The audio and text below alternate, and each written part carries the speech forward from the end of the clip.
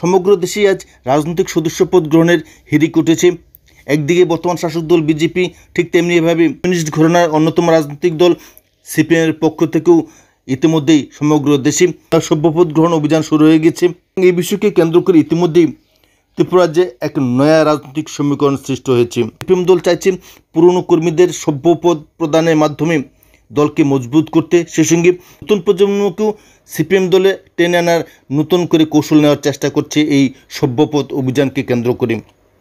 কিন্তু মৌলিক প্রশ্ন হচ্ছে, যেখানে বিজেপি রাজ্য কমিটি 12 দিনে 12 লক্ষ নতুন সভ্যপদের টার্গেট নিয়েছে, সেক্ষেত্রে সিপিএম দলের টার্গেট কি?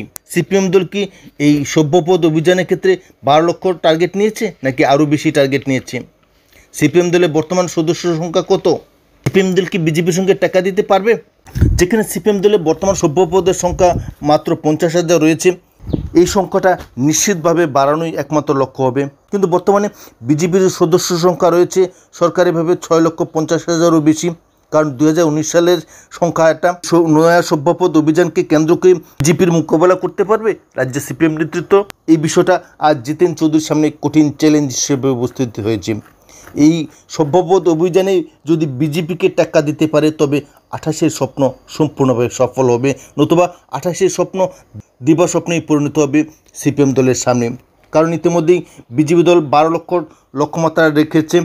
এই লক্ষ্য যদি অর্জিত হয়, তবে নিশ্চিতভাবে 2028 লোনে বিজেপিকে পেছন ফিরে তাকানোর কোনো প্রয়োজন হবে না। তাই নিশ্চিতভাবে বলা যায় যে সভ্যপদ অভিযানকে কেন্দ্র করে সিপিএম এবং বিজেপির মধ্যে যে রাজনৈতিক লড়াই শুরু হয়েছে, সেই লড়াইয়ের শেষ নিশানা হচ্ছে 2028 সালের বিধানসভা নির্বাচন। 28 বিধানসভা নির্বাচনকে পাখির চোখ করে উভয় দলই যেভাবে ময়দানে ঝাঁপাতে চলেছে, সেই লক্ষ্যে শেষ হাসি কে হাসবে তা সময় প্রমাণ করে দেবে।